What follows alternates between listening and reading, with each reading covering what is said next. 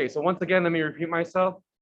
For this week and potentially in the future, I'm not sure how long, I'm going to try to do everything on digital and record things as I go. The videos will be a little bit long, but for reasons, it's sort of necessary.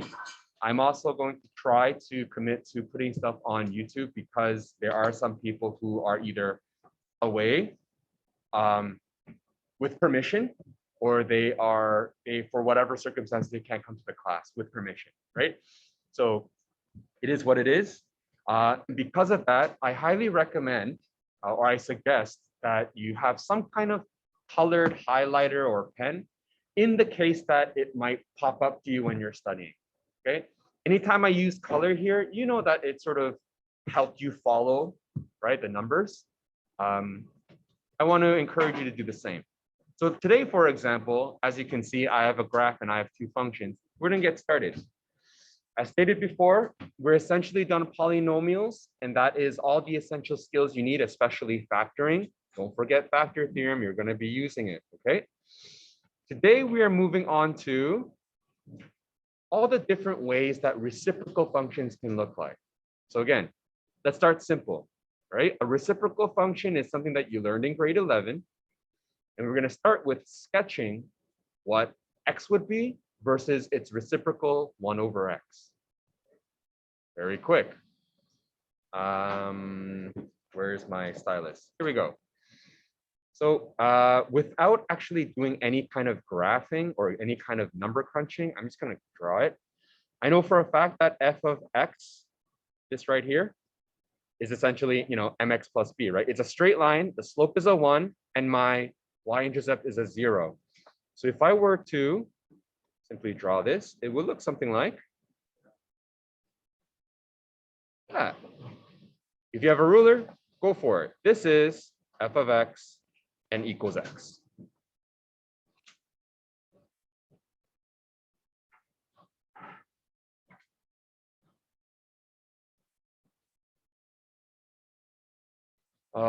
I also want to sort of go back and forth with this chart. Okay, maybe I can do that. Can everyone see this chart without having to squint? Sort of?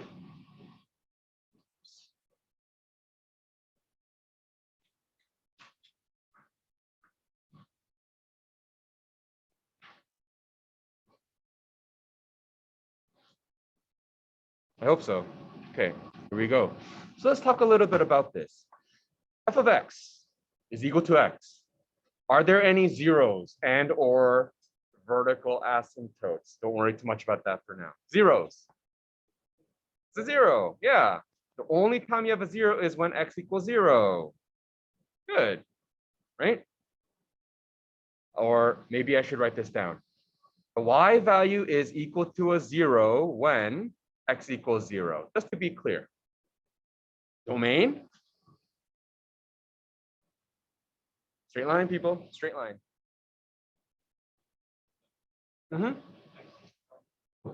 Pardon? Yeah. Sorry. Sorry, I'm not sure if you said that, but I'm going to put that pen down.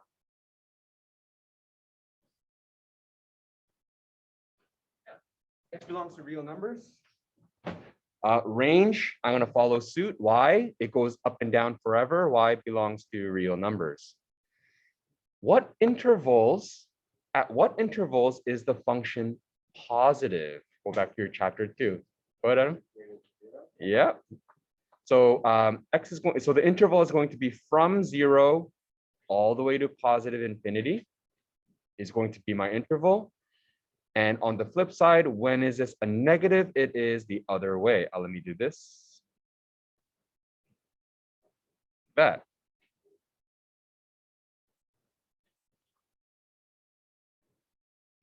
And so this is something slightly new, but I'm asking you to try this as an exercise because it might be helpful in the future. Okay, where is the function increasing? In other words, look at the curve literally and tell me what part of the curve is the value of y getting bigger and bigger and bigger. Zach?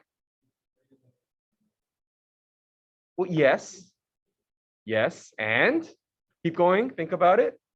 if we're going from negative infinity all the way to positive infinity, it's a trick question. What part of this is increasing? The entire thing, okay? By convention, we always go from negative to the positive side, right? So it's a good question. Why can't we, the arrow is going down, doesn't that mean it's going downward? It's true. You can interpret it that way, but to avoid any confusion, we're always going from the negative side to the positive side. So where is this increasing? Well, it goes from negative infinity all the way to positive infinity. That's when it's increasing. An interval where the function is decreasing, we're going to say that does not exist. DNE. This time, if you have a different color pencil, maybe a red or a blue or something, I'm going to use a blue. Let's draw the next one. Anyone remember? I did the little dance, but tell me where the vertical asymptote is. Rowan? Huh? Try again. Not quite. It's at the 0. So it's actually right here. And let me help you out. There's actually another one here, and we're going to get a chance to talk about all this as a review later. Okay.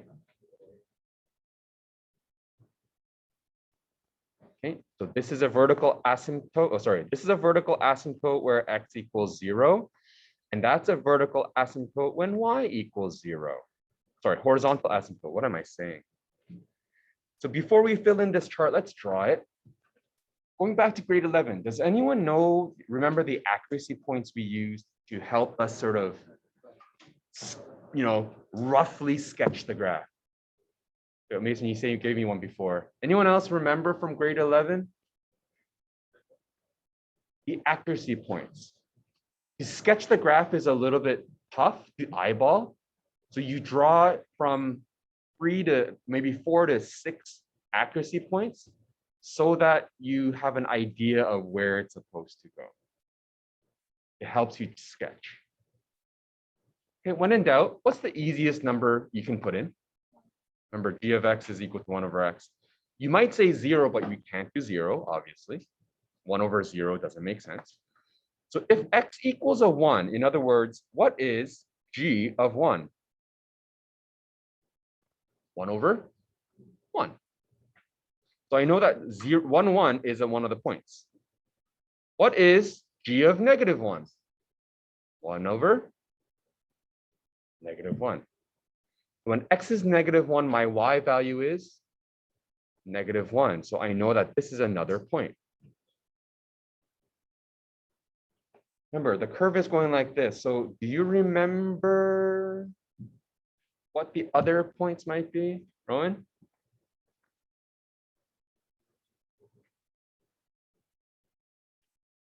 Sorry, say that one more time.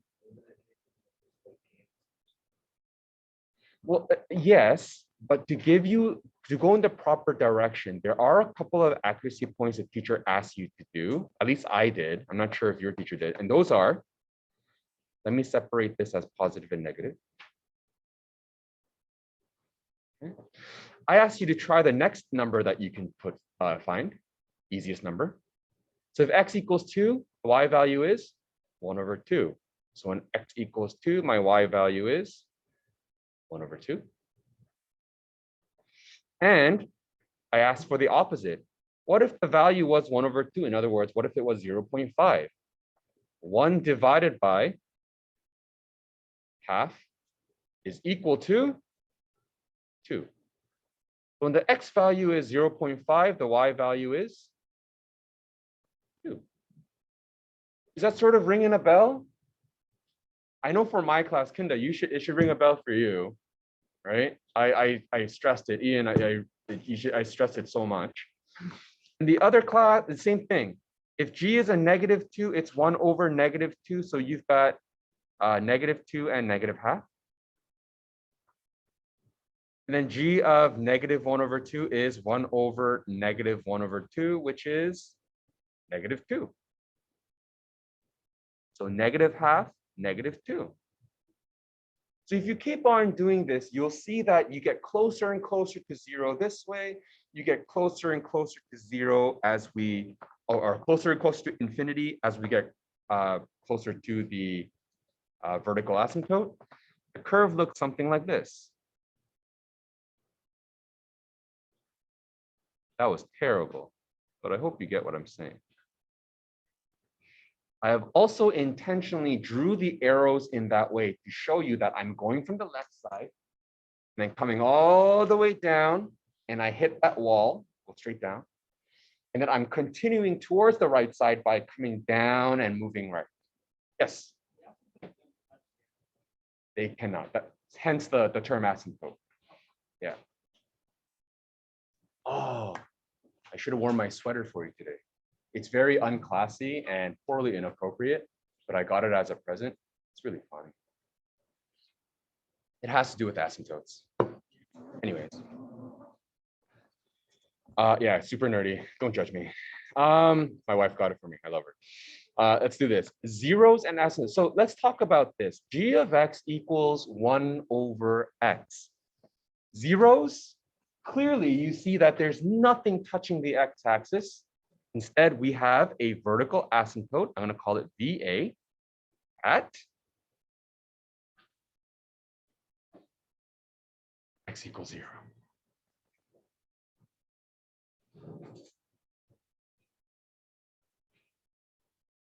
Domain all the way to negative infinity, all the way to positive infinity, except we cannot have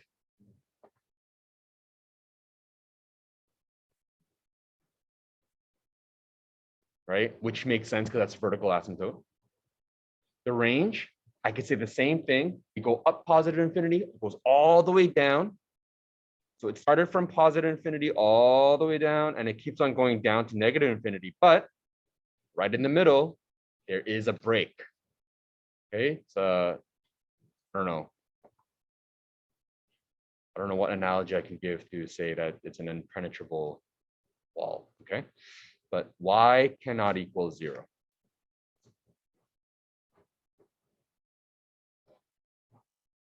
Okay, you don't have to worry too much about the range per se, but like, you know, we'll talk about it later. I want to focus on the vertical asymptotes first. Next, at what intervals is the function positive? Think about it. Positive as in, you know, above the x-axis. Joseph? Yeah, from 0 to infinity. In other words, from here on, all of this. Don't draw that, obviously. Yes. Oh, so that's a rounded bracket. Yeah. Here, let me try to fix that for you.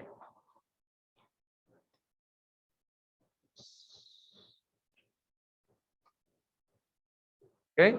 So from x and on, everywhere here, anything in the positive, I guess, direction, everything has a y value that's positive. In the same way, where in the blue line is this function negative? Well, anything left of this dotted line, right? Everything is a negative. So you can say that from negative infinity to 0.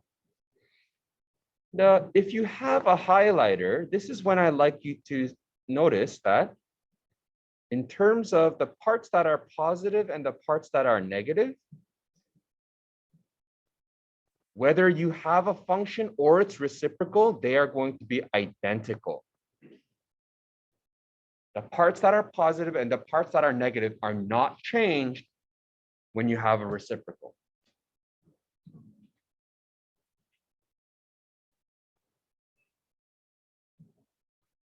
However, take a look at this new exercise that I asked you to do. Intervals where function is increasing. At what point is this curve moving upwards?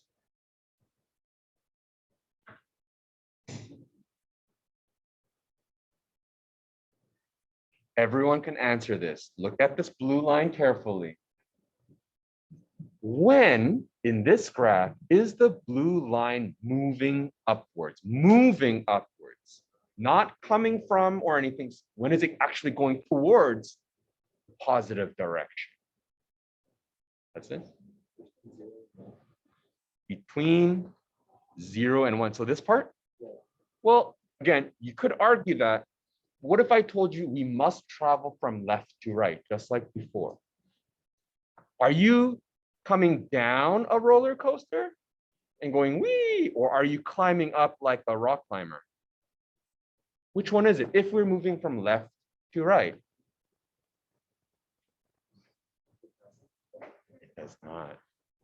At no point in this curve do we have an increasing, I guess, interval. Again, by convention, so you have to wrap your head around this. By convention, we're always talking from negative side and moving to the positive side like it was a journey. So if that was the case, be as silly as you want. Just talk about, someone climbing monkey bars, okay? And then they fall down and then somehow they teleport up here and they're sliding down a roller coaster and then they finally get to walk, okay? Like it's going from left to right. You can't forget that. And so in that sense, at what point is this function decreasing? I think you see the pattern, Declan? Yeah. So please notice, I'm going to use two different colors. If you can use blue if you want, but I'm going to use red and green just to show you. But increasing and decreasing intervals, not whether it's positive or negative. The parts of the curve that were increasing is now decreasing. The parts that of the curve that were decreasing are now increasing. Notice how it's a switch. Yes, Joey. Joseph.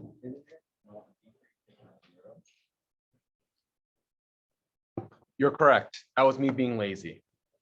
Put a little note.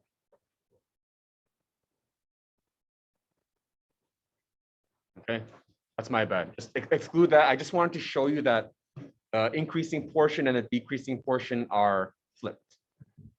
Okay.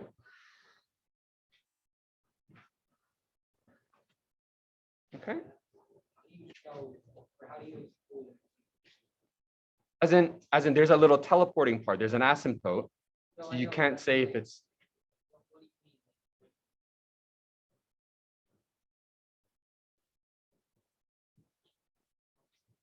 Yeah, so it raised a good point. Like what do you do when there is an asymptote? Do you still call that increasing or decreasing? Technically, that's true. It doesn't count in either way.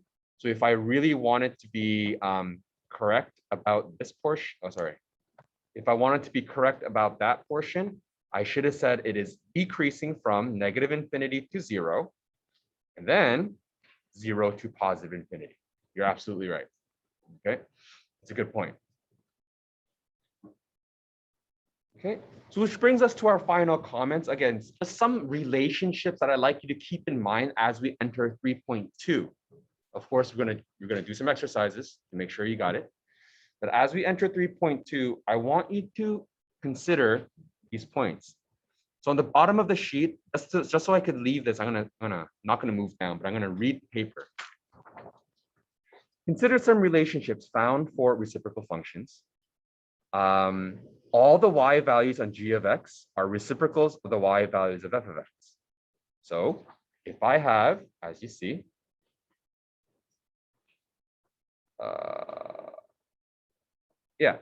if f of -1 happens to be a 2 for whatever function, not this one. How about I do a different example? So for number 1, let's say q of 1 happens to be 10, right? Then a reciprocal, let's say p of 1 will be 1/10. That's something you all obviously know, okay? They all have the same positive or negative intervals. In other words, if q of x was above the y-axis, then so will p. Number 3, if f is increasing, g is decreasing, and vice versa. Whenever f of x is equal to 0, g of x will have a vertical asymptote. So that's interesting, right? Please note that if this is a 0, The reciprocal will always turn into a vertical asymptote because it makes a denominator equal to 0.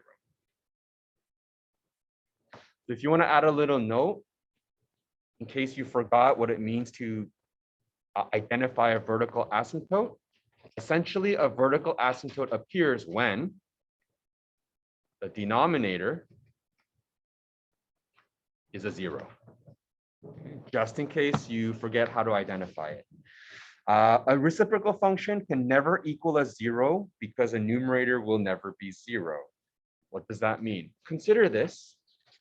The reciprocal function is always going to be 1 over x or 1 over 2x. 1 over 2x minus 5. You get the point. The numerator will never be a 0. Therefore, the fraction will never be a 0. It's going to be above or below 0. Because the entire function can never be a 0, in other words, the y value can never be a 0, we get a horizontal asymptote. So if you want to add another note to it for number 4, if numerator, let's put it this way, if the numerator is a constant, okay, if the numerator does not have a variable, a horizontal asymptote exists. You can write this down, but you can also think about that logically. It has to make sense. 1 over 10, 5 over a million. It doesn't really matter what the denominator is. If the numerator is not a 0, you will always have a value. Number 5, a reciprocal function can never equal 0. Oh, that's what number 5 was. Sorry, that was number 5. That was number 5.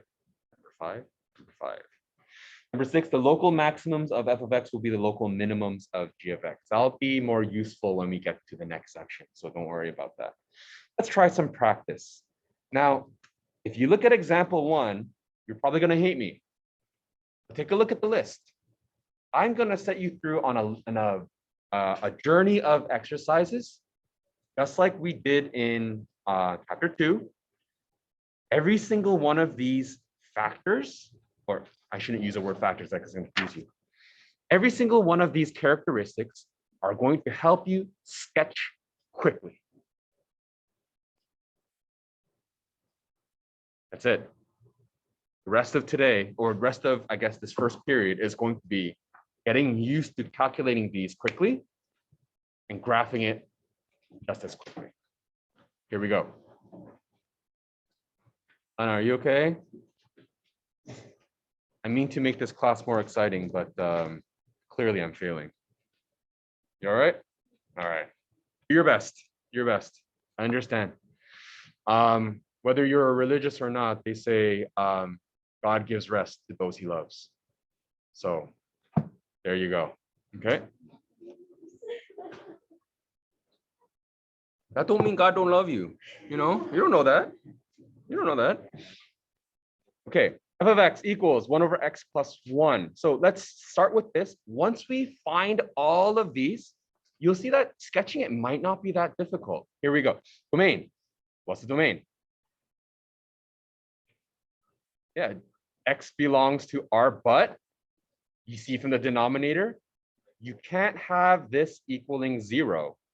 Therefore, x cannot equal a -1. Good.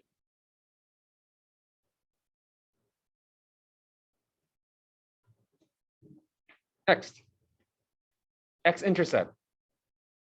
In other words, f of x is equal to 1 over x plus 1. But x-intercept means the y value equals a 0.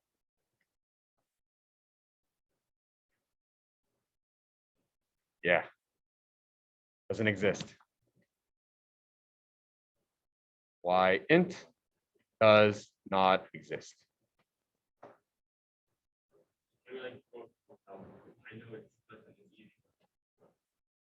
Come on, Yusuf. No, no plugging. There's no plugging. No, yes, you plug in a 0 here, yes. That's all you need to do to see that it's impossible. Why?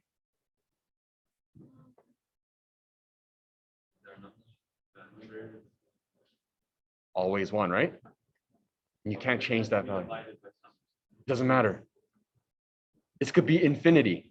It doesn't matter. It's not going to actually equal a 0, right? 1 divided by Googleplex, okay? 1 divided by a number with a billion, like a zillion zeros behind it. It's going to be close to 0. But is it a 0? No. And so if the numerator is like that, you know that it can't exist. Yes, Adam? Oh, 1 divided by 0 all of a sudden is not a number. Like that, it's not a real number. Okay? Yes. Oh, other way around. By logic, because you can't have a 0, it's an asymptote. Not because it's an asymptote, you can't have a 0. You get what I'm saying? Yeah, the cause and effect has to be switched. He's saying because we clearly know there's an asymptote, so can't we say there's no y-intercept? That's what he's saying. We know there's a y-intercept, so or we know that there's going to be one of these. So can't we say that's why we don't have a x-intercept? But it's actually the other way around. Because this cannot be a 0, we have a y. Let me say that one more time. What Zach was saying was, we know there's a horizontal asymptote, which means we can't touch the x-axis. Therefore, that means we don't have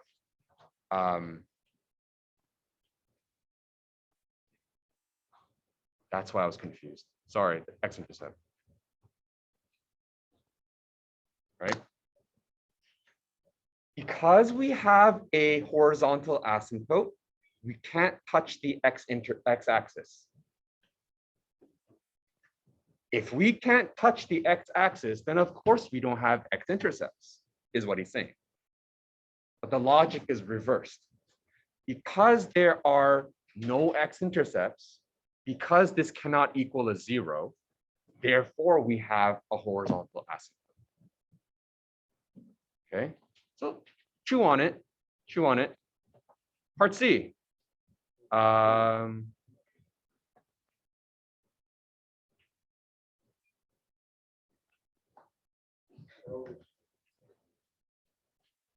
Okay, we'll get to this after.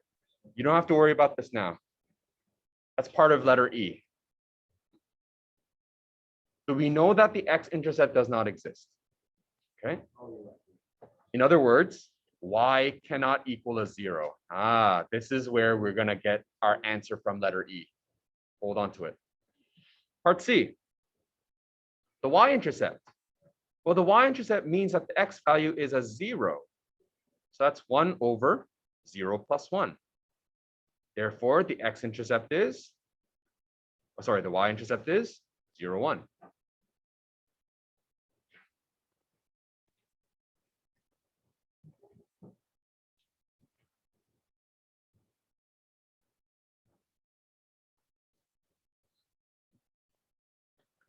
So we're going to start moving into asymptotes now. Any questions?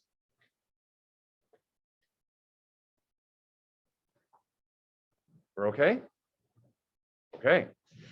Part D, a vertical asymptote.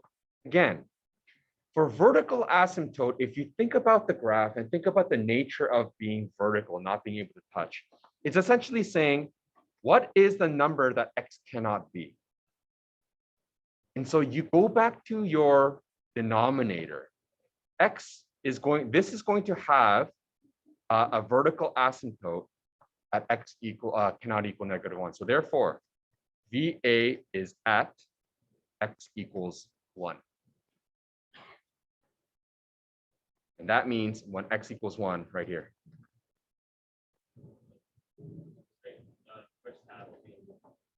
Sure. The vertical asymptote simply means what value of x cannot exist. So you look at the denominator. Look at denominator.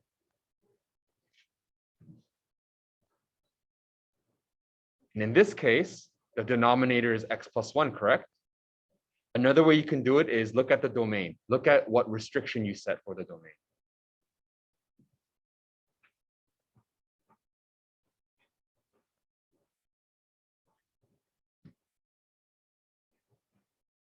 Go ahead, Will. Ask a question.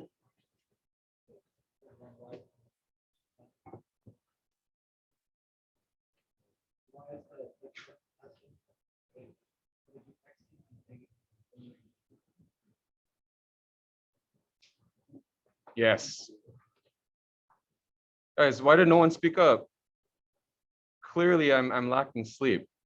If x can't equal -1, that's where the vertical asymptote is. Oh my goodness. Sorry, guys. But at the same time, please. I'm only human. I'm running on very, very, very little sleep. Sorry. Okay. I don't know why I thought that.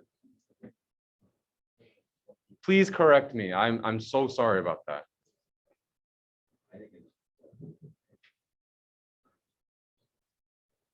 Does that make sense, everyone? I'll stop one more time. I could explain it again. You can like wipe out everything I've just said.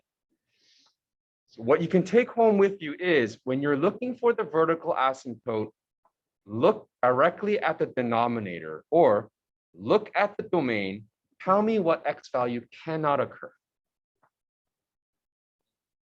Okay. Oh, Rowan and then Zach? Yes. Yes, Zach?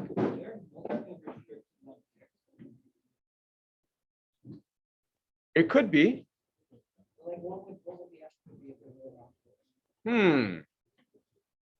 Let's put it this way. I checked to see what when can x plus 1 equal a 0? That's what I checked, right? Where else did we do that in our previous chapter? When do we ever check when the bracket is a 0?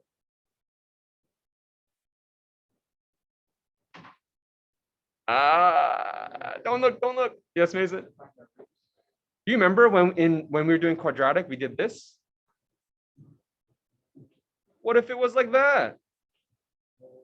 Now we can't, instead of looking for numbers that make this a 0, we're looking for numbers that don't make that a 0 because we can't have the denominator as 0. So that's where the same strategy works, but of course in a different context. Good question. You'll see it next in the next section. Here we go, part E. For a horizontal asymptote, in the same way, check for check the x-intercepts. Or check here. What value of y cannot exist?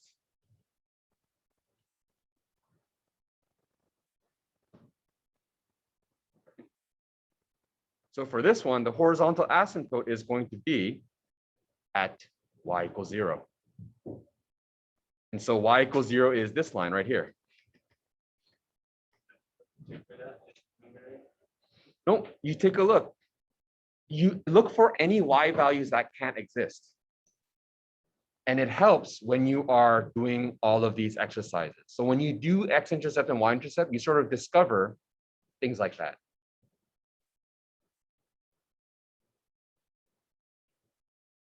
We'll try some other examples. For now, just believe me when I say that the y value cannot equal a 0 for now.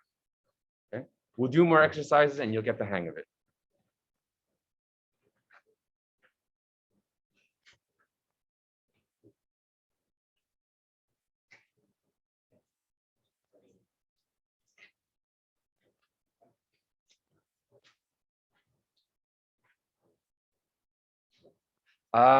So part F, I did ask you to try range, but it's not that important to us right now. So I'm going to cross this out and go straight to this end behavior business. This is important because you'll be doing a lot of this section. Right? Is everyone okay if I clear this and give myself some room? Is everyone all right? Going once, going twice. There you go.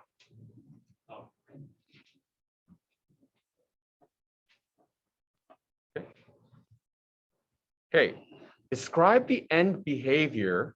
In other words, test the value of f of x as you approach infinity. So there's a couple of ways you can actually write this. I recommend doing it this way. Let's see. Well, you won't. Do I show you now, or do I wait until? You could. The thing is, I wonder if I should show you this notation now or wait until you learn it in calculus. Do you want to learn a notation? No, some people. Let me show you and be like, oh, that makes sense. So in the math world, when you get closer and closer to a number, they call that a limit. So think about the phrase like pushing it to the limit. What does that mean? Going as far as possible, right? Going as hard as possible, doing your absolute best until you can't go, until you like cough up blood or whatever it is you want to call it. You know what I mean? You know what I mean? You know what I mean? No? Am I crazy? In math, we say the same thing, but we just simply use the word limit as we get closer and closer to that. So here's how I will write it. So testing as f of x approaches infinity. That doesn't make any sense mathematically. So we would have to write something like as x approaches infinity.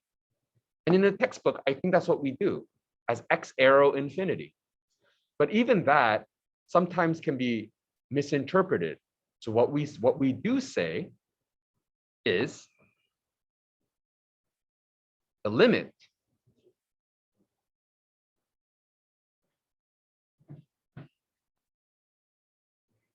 So what is the limit as x approaches infinity when we're talking about this function? Now that's something you'll see a lot in calculus, but a lot of people are starting to sweat. So I'm going to erase this. Yes. What equation is this? Pardon? Yeah, this is for g.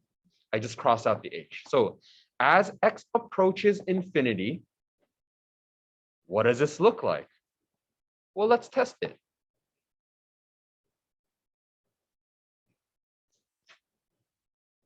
I know this is really wonky. Think about it. X is getting closer and closer to infinity. What's an extra +1 to infinity? Nothing. Huh? It's essentially going to be 1 over infinity, which is very close to what? 0. As we go closer and closer to the right side of my graph, it's going to approach. Does that make sense? Does that align with our picture of a reciprocal function? So this is fine. As x approaches infinity, f of x is approximately 0. Yeah. Yeah. So as we get into reciprocal functions, you're going to have to show this because it's getting closer and closer to the asymptotes. Right? Let's do the other one. As x approaches negative infinity, f of x is going to be what? 1 over negative infinity plus 1.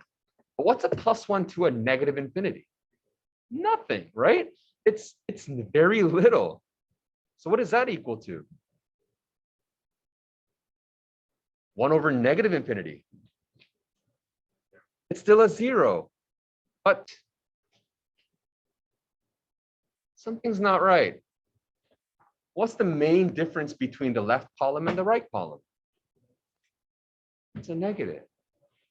So in fact, this is approximately 0, but is it positive 0.000001? Or is it negative 0.000? Which direction did it come from? It's a 0, but it came from the positive side, so we need to tell ourselves that. Let's put a little plus here. And this 0, although it is 0, which side of the graph did it come from? Well, it comes from the negative 0.00001 side. Let's put a little negative there. Now we're going to check the function And then it says, check the rate of change just to confirm your sketch is correct. I'm gonna leave this until later, until we get a hang of sketching it, okay? So let's put a little later there. All right. Graphing. If you want a sticker, if you want to use a sticky, you can. If you're comfortable with freehand already, amazing. Let's do this.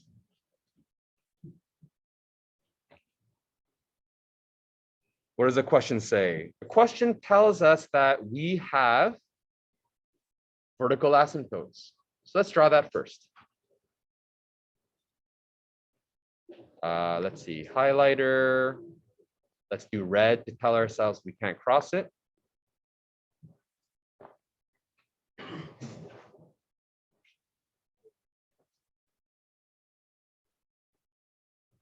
And just to show, this is x.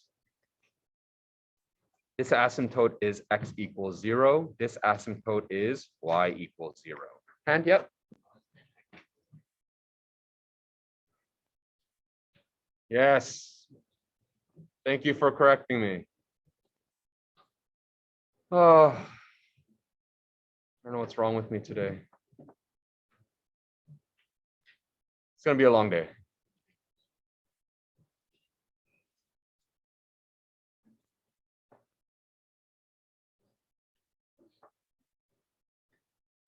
Thank you, by the way.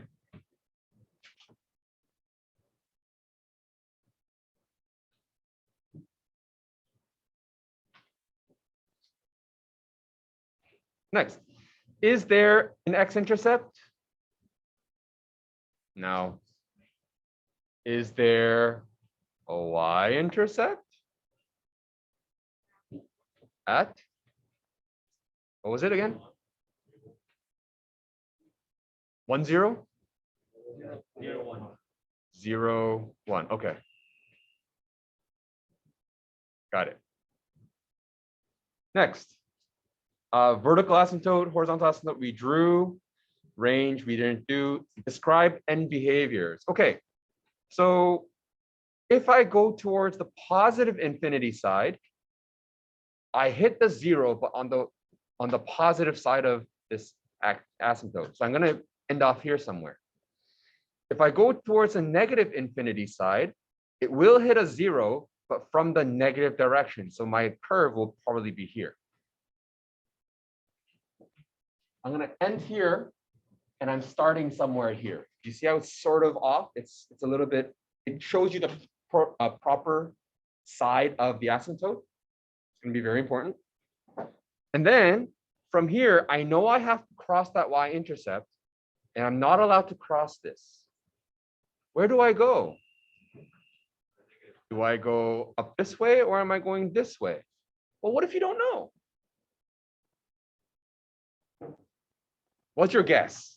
You're probably going to get a proper guess. Will? Yeah, it's gonna come this way. It'll be one of these, right? And then most likely, since it's here, it's probably gonna come down from this. But let's pretend you're so like anxious that you get this right, that you don't want to guess. What could you do? Joey? Joseph, sorry. You could. Not necessarily won't have, because we're not touching this, right? Yeah, if it goes down, there will be an x-intercept, and there's no x-intercept. That's absolutely true. What's another way you can do? Rowan? Pardon? Sure, you can test for accuracy points, right? Maybe you can plug in a negative 0.5 and see where that goes. Absolutely. There's one more I want to introduce you to, just because we tested this. I'm going to test this behavior at -1, but if I were to come from the positive side versus a negative side of -1.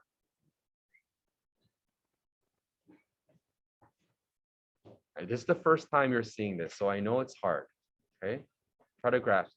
Take a look at what I'm writing here. I'm going to write in blue.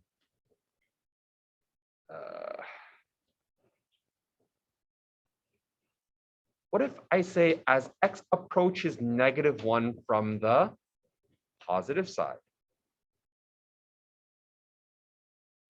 So in other words, what if I'm approaching negative 0.999? You can test that.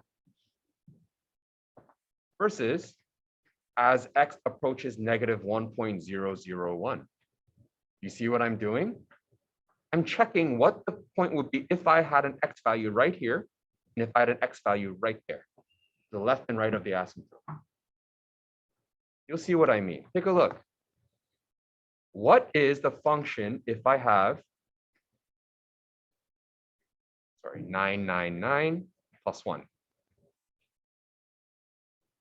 Plug that into the calculator. What does that equal?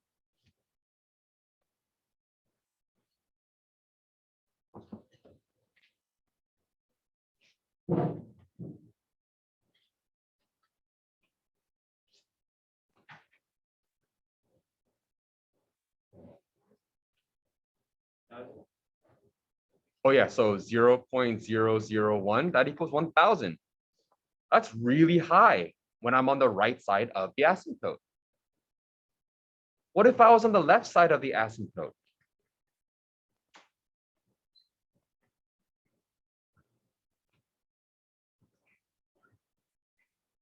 One over negative 0.001, in other words, a negative 1,000. As soon as I jump over to the left side of the asymptote, I'm a huge negative. So from the black line here to the blue line here, while going through this dot, and from the black line here to the blue line here, there's no dot to guide me, but I do know it's going to be like that. Here's your graph. This is 1 over x plus 1. Now you're thinking, oh, Mr. Kim, can't we just do transformations and draw this? Yeah. The reason I'm going through this exercise is because all of these tools are going to help you. Even if I make this graph incredibly complicated, you just follow the same steps and you can graph it. Yes.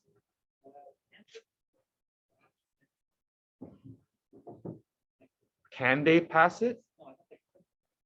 This part? Yeah. Well, in this particular case, they are not. Right? This goes on forever underneath this line. This is forever above the asymptote. This part does not cross, and this part does not cross. We're not crossing. When we get to chapter 3.3 and so forth, you will see some examples where we can cross it locally, but then it still behaves the same at the end. But that's a bit advanced. You don't have to worry about that.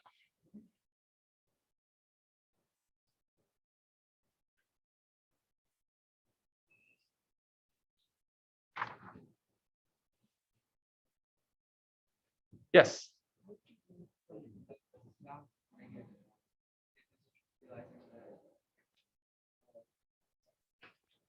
I'm confused. You got it? I'm confused. Okay. We're going to do one more example before we go for our break. Because this is all new, maybe this time it'll be a little bit faster and faster and faster. And then you'll be able to wake up with that walk. Yes? How did you tell that it was in the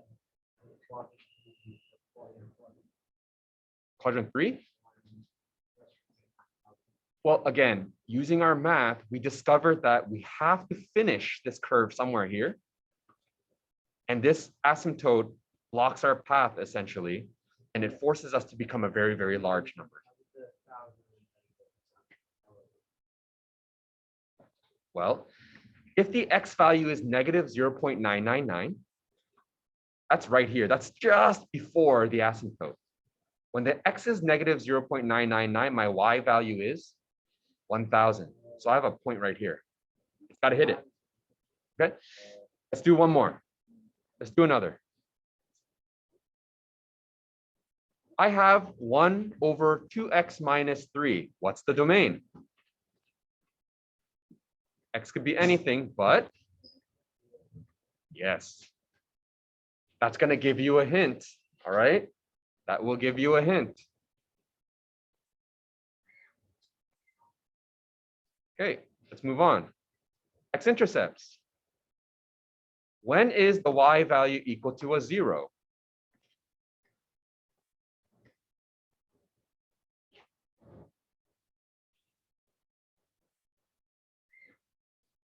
Going once, going twice. It's got to be immediate. Melody? Good. Can't. No x-intercepts. See that? Again, the entire fraction will never equal a 0. But this is part B. The x-intercepts. X-intercept means the y value is 0. But the fraction can't be a 0. We suddenly hit, I guess, a paradox or so to speak. Not a paradox. What am I looking for? An impossible situation. Okay? Not always, but anytime you have the numerator, you have to check the numerator to see if that will ever equal a 0. Well, again, I'll say it one more time. The x-intercept means that the y value is automatically a 0. So I made the y value equal a 0.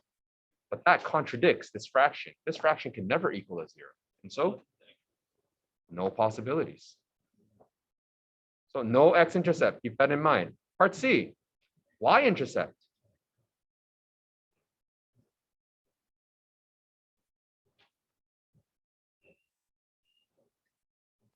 So at this time, I do have a y-intercept, and that's 1/3.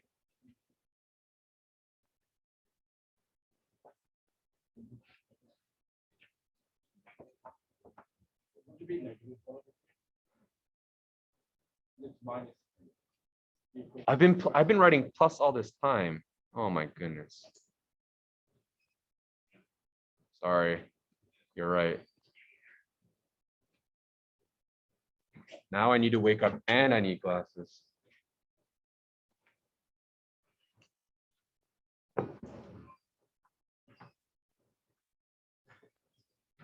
Okay, part D, vertical asymptotes. Again, if you're looking for vertical asymptotes, look at the domain. It will help you. Or look at the denominator. When is 2x minus 3 equal to a 0?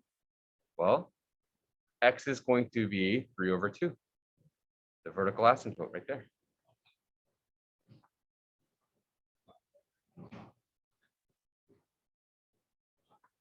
Horizontal asymptote. Times like those, again, take a look. Is there a value that the function cannot equal? Absolutely. Y at 0 is going to be a horizontal asymptote.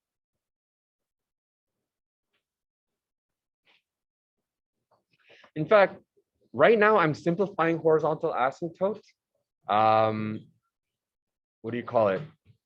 Sooner, when we get more used to this and get a little bit more advanced, I'll show you a more mathematically correct way of calculating horizontal asymptote.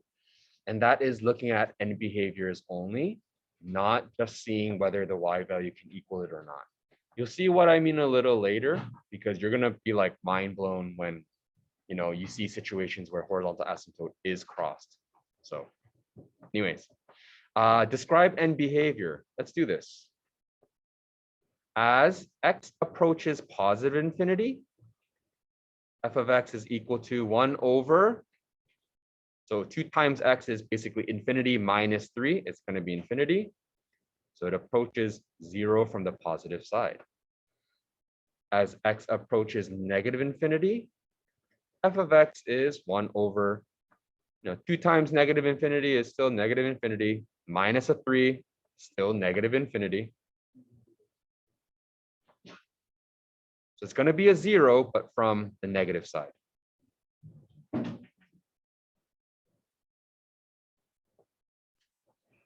And also, if you're nervous, test behavior near the vertical asymptote if you'd like. But for the sake of time and giving you a chance to walk around, I will leave that until later. My graph looks like this. Let's see. I can't have 3/2. My y-intercept is 0, -1/3, somewhere here.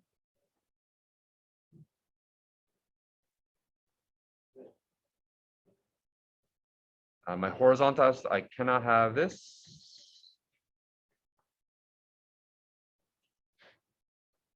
As I approach infinity, it will become 0 on the positive end. As I approach negative infinity, it will be a 0 on the negative end. And just like before, I am assuming that I have to go through this dot and I approach a vertical asymptote. Most likely it's going to go towards the bottom and then teleport, I guess, to the top and slide back down. My curve is going to be that, and that. And this is the only shape that we can take for it to agree with all the different properties we've calculated so far. Yes. Pardon? Which point? -1/3? Right here. It's a y-intercept. Yes. The little line next to.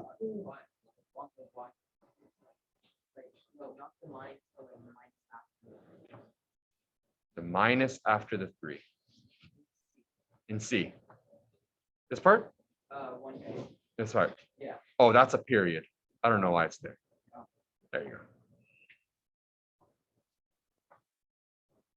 If you tested the behavior at 3/2, for example, you could have plugged in a 1, you could have plugged in a 2. You will see that when you plug in a 1, you get a large negative value, like here somewhere. And if you plugged in a 2, you get a large positive value somewhere there. And it will align up with our sketch. A lot to digest, but that's probably the best time to take a break. We're going to go for our walk. And then when we come back, we'll try the third question together. I suggest, or I would like to urge, when you come back, sit down and see if you can do all these exercises on your own. We've done it twice together. See if you can do it, and we'll check the answers as a class. Okay, I'm going to stop the recording here and let's take our break.